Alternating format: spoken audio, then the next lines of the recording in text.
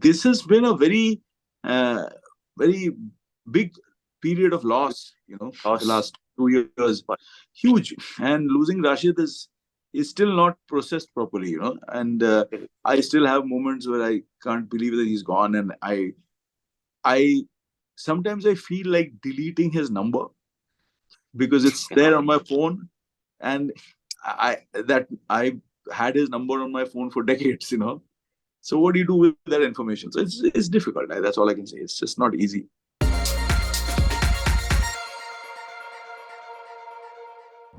Welcome to News 18 Showsha. I am Yatamanyu Narain, and today I am with the multi-talented Bickram Ghosh, who has come out with his latest album, Glorious India, the new sound of tradition. Hello, sir. How are you?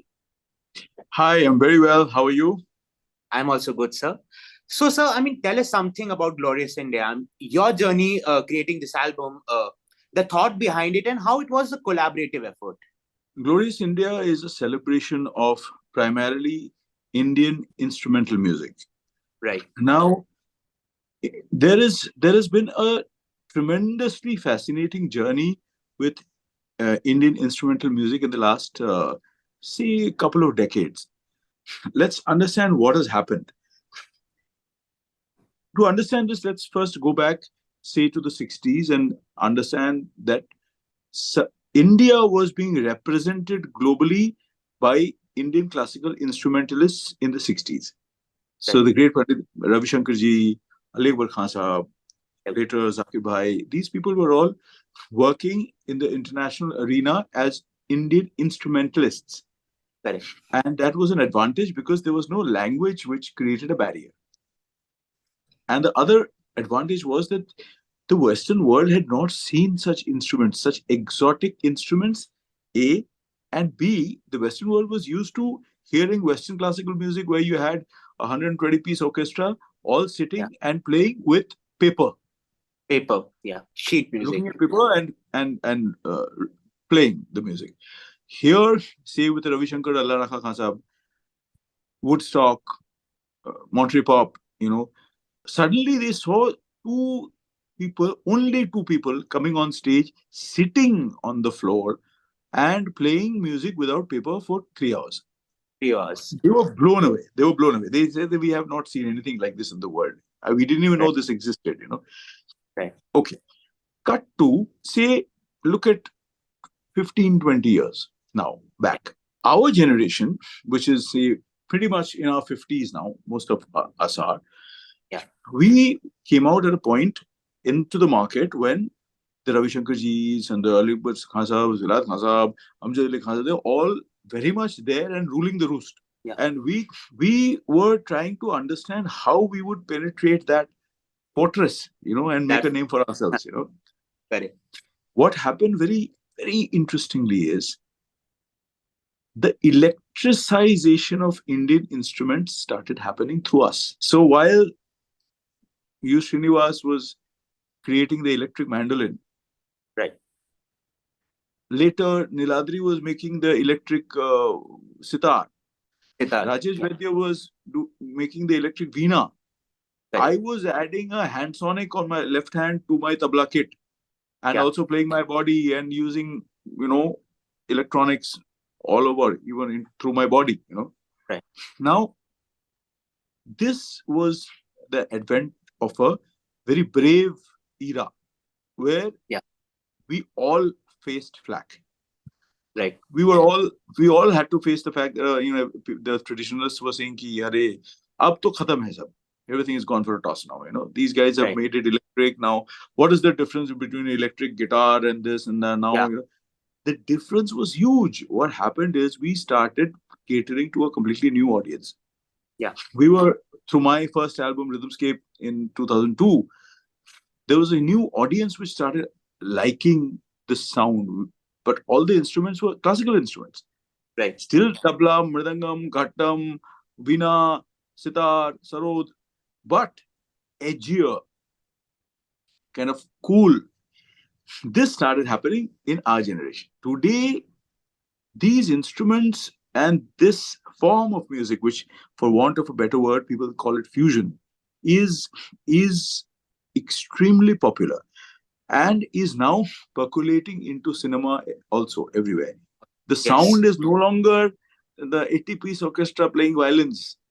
Yeah. When you're sad, suddenly you hear Yeah, violins violins. playing. When you're in love, But you hear what? yeah, so now it has become common to hear a fusion sound as part of a soundtrack. In concerts, you have all these fests, you have college fests, you have fusion concerts. You Yeah. have, so this is a coming of age of classical instrumentalists who were pushing the envelope and trying to figure out a new sound. Yeah. Glorious India is a celebration of this coming of age. Okay. These are these guys who are, I obviously I can't get all of them onto the same project, but you can see that there is a whole bunch of them are there. Yeah. They're all today they are the top in their own game. Say Rakesh is On the top flute player. There is a Purbayan playing sitar Turbine. who's doing extremely well. Rajesh Vaidya on Veena is one of the best guys on Veena. Me on tabla. So this is a very eclectic mix which has been brought to the table. Right. And the tracks which I have composed are all very, very edgy. Edgy, yeah. No, if you listen to the first video which we released, which is Gokul, it's Gokul, yeah. it's very funky. It's at the end of the day, there is a spirituality to it, but that's because of the raga quality. There is Yeah. Shivaranjani, and there is Shivaranjani. this beauty of a flute, a beautiful veena, but it's edgy. Very All the people who heard it are like, oh, it's very peppy. It makes me happy. I'm feeling very good hearing it. So this Right. is the form of music that one is now kind of propagating. That see, this is the India with its tradition, the same sitar, the same veena, the same tabla, mridangam, but in The modern edgier, touch. modern formats. This is us today, and this India is very relevant because this India can give a electric guitar a run for its money. Yeah. I can give a drum kit a run for the money. That is there today. Nice. Our drummer on Glorious India is Arun Kumar, who's from Bangalore, is a brilliant drummer, but he Right. plays a very Indian drumming format. Drumming, yeah. Like if you look at the Western violin, when it Yeah. came to India, it took on a completely different sound. Yeah. Totally I mean, agree. you look at a Subramaniam, Shankar, El Shankar, you look at Vijay Jog, you look at all the violinists who have played, So today, Yeah. it's Ganesh Kumaresh, these guys, Kumaresh is on the album, Right. I think this was a thought. I thought that, this is time to do this now and make it into a show, get an album going, travel it. And I told all the guys, see, we're all friends, we're all buddies. I said, let's just do this together. Aisa nahi ki, today Kumaresh is playing concerts separately, Purbayan is playing separately, I'm playing separately, Rakesh is playing separately, but let's do it together. Let's make a statement, This is us today. This is Indian sound today. Nice, sir. So, one of the best aspects about this album that I found, like it blends both Hindustani classical music as well as Carnatic classical music. So, how did you spotted. Yeah. So, how did you weave these two disciplines together? So, I am arguably one of the only tabla players, North Indian drummers in the country today who is fully trained in the Carnatic system. So, I learned from the gentleman who's playing the mridangam in the album, Pandit S. Shekhar. I learned from him from the age of 13. Oh my I'm God. 57 now, so I started at 13. So it's been a lifetime of learning both the traditions. Correct. So I have always thought that, India, to represent India, you can't represent one part of it. You can't say, North Indian music is Indian music or Carnatic music is Indian. No, both being played together. Correct. There has to be a tabla and a mridangam playing together. There has to be a veena and a pasuri being played together. Together, yeah. Then you are actually putting it out there and saying, watch us and be jealous. We have this. Right, sir. So, of all the tracks, Veer is my personal favorite. I mean, since it's composed in rag jog and, the variation of flute, along with like you. I already like you. Thank you, sir. It is my favorite as well.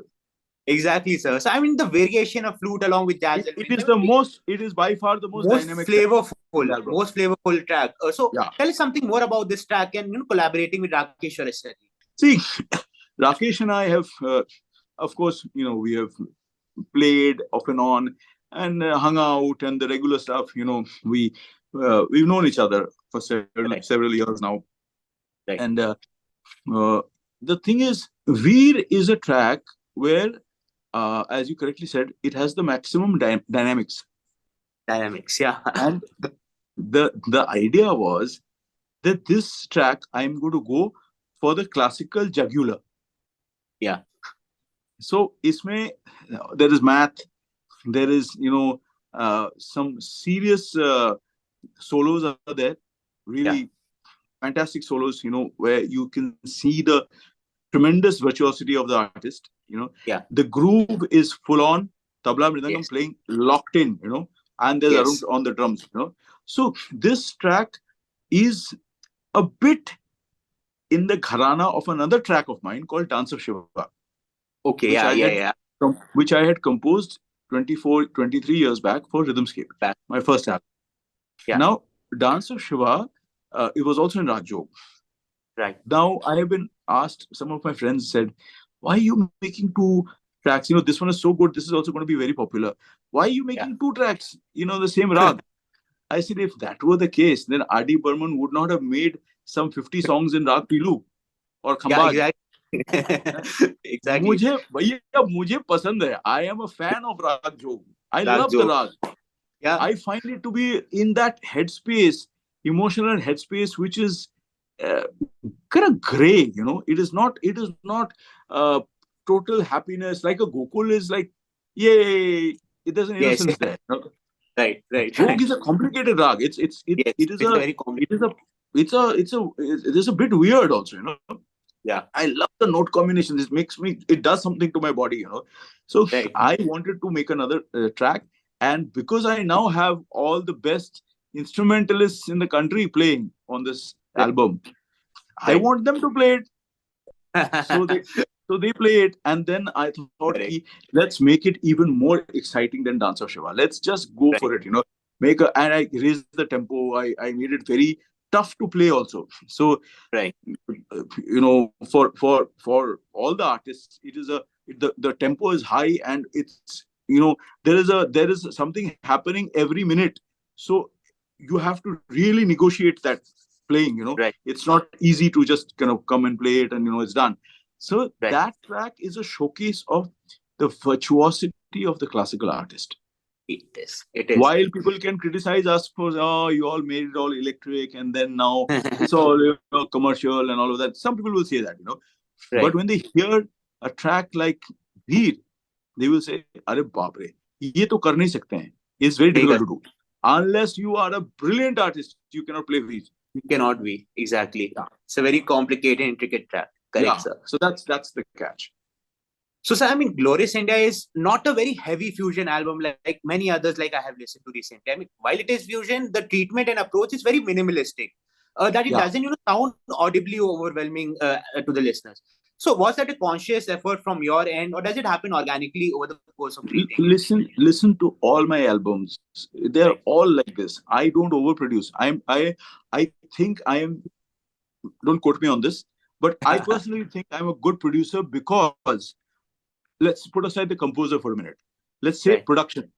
Composition and production are two hell and heaven different things, Production is, if you listen to Rhythmscape 24 years back, you will see the same treatment. It is very, it doesn't scream out at you, look how good I am.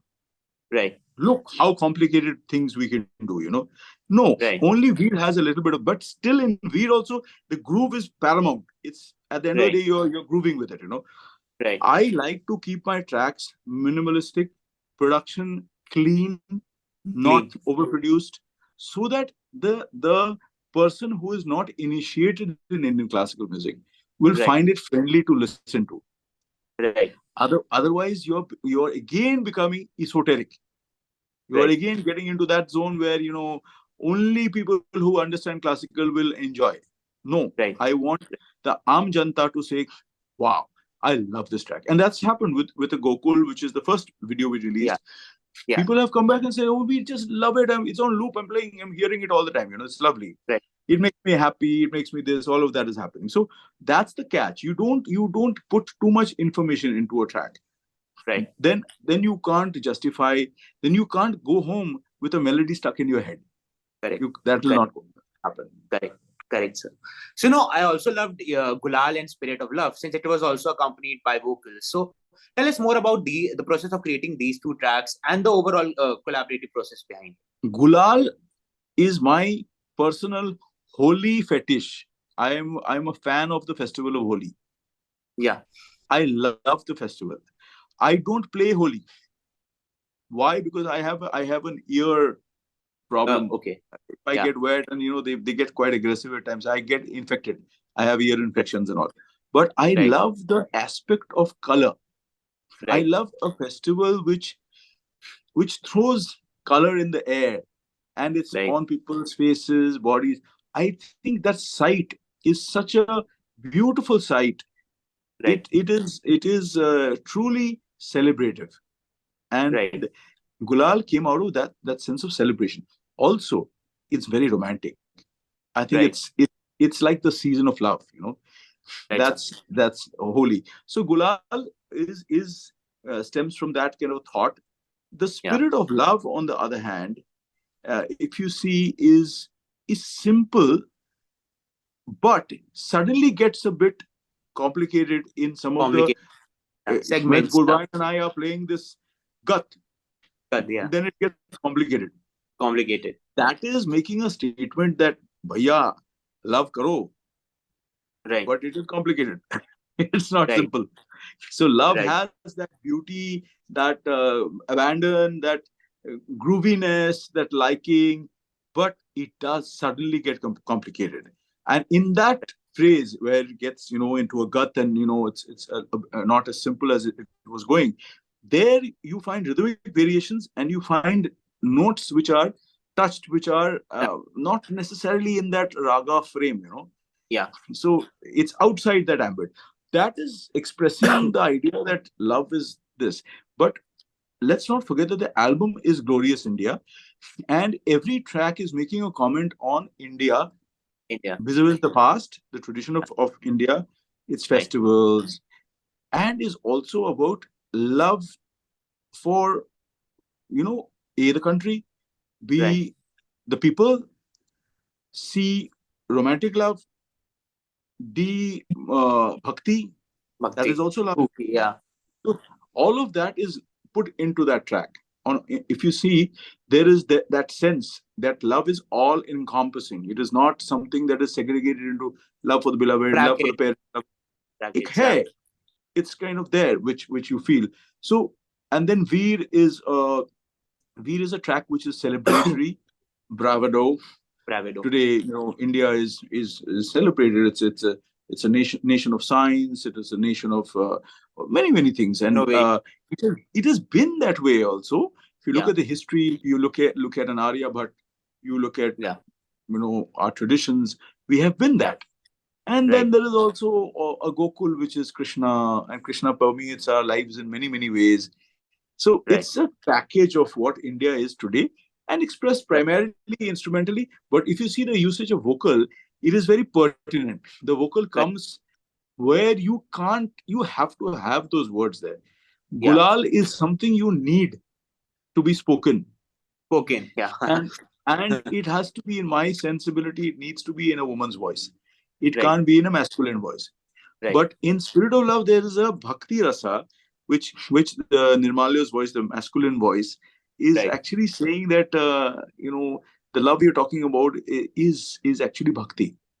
It is essentially, it comes from the Almighty. So that's the sense of it. Interesting, sir. So since you have traveled and performed all over the world, you must have observed the world's perception towards Hindustani music. Do you feel there is a shift in the perception from the time you started, and what's the reason behind the shift? You mean a negative shift? Yeah. The huge popularity of Bollywood, which happened around the time I was kind of, making my debut, say 1990, that period, when cinema and conjoined with cable television, and television first, and then cable television, and went into everybody's household. And so the popularity of cinema went manifold through television. And somewhere along the line, people abroad were waking up to Indian cinema. Before that, there was a bit of a high-nosed approach. People abroad used to say, "Oh, that's not real cinema. It's kind of buffoonery and that kind of thing." Was there. But slowly, they were waking up, and then they were actually enjoying that sound, because it was a fusion sound. And that started becoming very popular, and a lot of people were settling abroad. Indians were going abroad and settling. So the diaspora was increasing, and so the market becoming big. More and more Indian song Bollywood shows started happening. I think that created a shift. But happily, now again it is shifting back, because today, because Bollywood of today is not, in my opinion, is not really as pertinent an influence as it was, say 20 years back. I think people are now looking to independent music to fill up that space, which is there in their hearts and minds. And abroad, suddenly now, again, we are all touring a lot, and instrumental music is coming to the foreground. We have Glorious India tours lined up. We have big auditoriums like Birmingham Symphony Hall, that kind of big 3,000 plus auditoriums being chosen to do these shows. And the happy thing is, the audiences who are frequenting are not Indian diaspora only. These are Westerners, these are white people, these are black people. They are coming to the shows. So I think another shift has now happened, which is a happy shift. Correct, sir. So, I mean, you have worked with the legendary Ravi Shankar ji, and you have also performed with his daughter Anushka Shankar. So, in what aspect she is similar and different from her father at the same time? See, Anushka, I know from the time she was 12 years old, and I played all her concerts, her debut concert, etc., etc. I mean, that whole phase I was playing primarily. So their family is really like family to me. Raviji was, see, let's understand this, that Anushka has a very strong classical skill set. She was trained well by Raviji. But her performances are not necessarily in the classical format. So while Raviji was adhering primarily to the classical format of playing Alap, Jor, Jhala, Gat, Anushka is approaching her shows more like more tailor-made for a Western audience. So she does tracks, maybe from an album, maybe from a project she's done recently. So she will project that and present that. So there is a difference in presentation. There is a difference in the soundscape also, because Raviji was doing his shows with a tabla. And she's got a hang drum, she's got a mridangam, a ghattam, and a tabla, sometimes a Western vocal or a cello. So this is a more, new age kind of construct, which is the difference between the two of them. But Anushka, even when she's playing a classical solo, which I remember playing with her some years back, she still, does a great job of that also. So this is a choice she has made, and that's what has also created a niche market for her, which is a separate market for her, a market which is different from her father's market also. Correct. So yeah, it's an interesting construct. I mean, to each their own. Right, sir. So we lost Ustad Rashid Khan ji a few days ago, and it came as a shock for the entire nation. You were close to him, and you have performed with him as well. So what can you recall about him and his influence on you? Rashid and I were childhood friends. He was 3 months older than me, and we knew each other all our lives. We were 14 when we met, and uh, we saw each other grow. Right. He and I, in the last 10 years, collaborated a lot. We had we had a setup called Surtal, which was, we did some shows as a duo. Right. And those were primarily fusion shows where he was singing in a collaborative fusion context. We also we had a show called Maestros of Bengal, which we did many shows with another artist, Pandit Tajendranath Mazumdar Sarotle. He, me, and Rashid were a trio in that, and we had others also along. We did a lot of work together. Rashid has sung for me in movies I've directed, music directed. He has done 2-3 songs which are big hits in Bangla, in Bengal. Right. But the songs were not necessarily in Bengali. Yeah. I got him to sing in Hindi and some Thumri, that kind of thing, you know. Okay. Rashid was a, see, first and foremost, it's very difficult for me to talk about him objectively because it's too raw and it's too soon, Right. actually. But since you asked, let's just say this, that, you know, he was one of the greatest singers India has ever had. And for me, on a personal level, he was not a friend. He was a daily friend. So we would talk, we would call. He would call and say, "Kya yaar, kal phone nahi kiya?" So I would say, "नहीं कल यार मेरा वो था." हाँ, तेरे खाली programme करते रहता है, खाली पैसा कमाएगा तो क्या होगा, यार दोस्त का क्या होगा. This is the relationship that was there. And our kids were you know, hanging out. My son and his son are almost the same age, and it's just too soon and so incredibly tragic to go like the way he went, and just gone like that, you know, just like that, gone. And there's another friend we lost, another great tabla player, Shubhankar Banerjee, who used to play a lot with Rashid. If you see all his videos, that's Shubhankar on tabla. He went during COVID. He had COVID and we lost him. So this has been a very very big period of loss, you know, the last 2 years. Huge. And losing Rashid is still not processed properly, you know. And I still have moments where I can't believe that he's gone, and I sometimes I feel like deleting his number because it's there on my phone, and I had his number on my phone for decades, you know. So what do you do with that information? So it's difficult. That's all I can say. It's just not easy. I miss him. Soul, yeah, may his soul rest in peace. Yes. So looking ahead, finally, what aspirations or projects do you have in mind for the future of your musical journey? Well, see, there's a bunch which is ready for release. There's a Hindi film which is ready for release. Girish Malik's Band of Maharajas. Girish and I collaborated in Jal first, where Sonu Nigam and myself did the music for that film, and we got an Oscar contention for that film, which was huge. And I did Girish's second film, Torbaz, with Sanjay Dutt. I did the music for that, and now this is his third film, Band of Maharajas, which I think is a very, very interesting score to watch out for. Very kind of Balkan in its soundscape, yet Indian. Nice. And if it's of any interest, I'm also acting in the film. And I play a percussionist. And yeah, so I did a film as hero 20 years back, which is where I met my wife Jaya. That was in Bangla, which was ages back.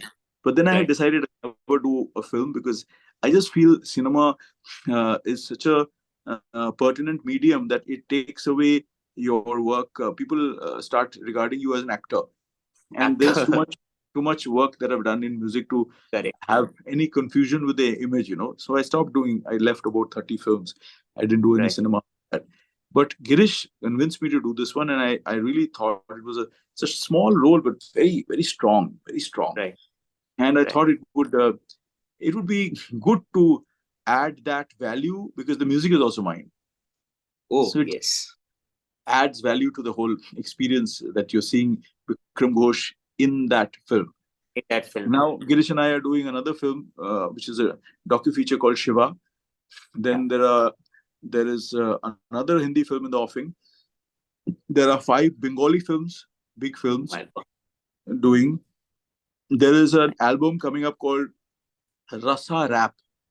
Oh, wow. Yeah, so it's the 9 rasas through rapping and using Indian instrumentation, veena, mridangam, all of that. And I I'm did that excited about show. that. I I curate music for Serendipity Festival in Goa. So I've done Yeah. that for 2 years. This is going to be the third year. So last year we did Rasa rap there, and it people went wild. They Yes. just couldn't believe that this is of even a form, that this can be a genre, because it's Go on. completely outside the ambit of rap and completely outside the ambit of Indian music. So it was Right. like completely diverse energies. So that is an album we started work on, Okay. and Okay. it'll also be a show. So Right, sir. yeah, that then the curation is there, serendipity curation, other stuff I'm curating. A lot on my plate, but very Right. exciting, very good Yes. fun. Like I am looking forward to it. I'm so excited. Like, especially for Rasa raps, like you said. You'll Like, love it. You'll love it. yeah. It's crazy. It's a mind-blowing project. I also didn't anticipate that it'll turn out like this. It's just Right. brilliant. It sounds so crazy. Very exciting. Yes. Definitely, sir. So yeah, that's it from my end. Thank you so much for your time, sir. It was a pleasure speaking with you and getting Thank to you. know more Same about. here. I enjoyed Yes, sir. talking to you too. Thank you, Thanks. sir. Thank you.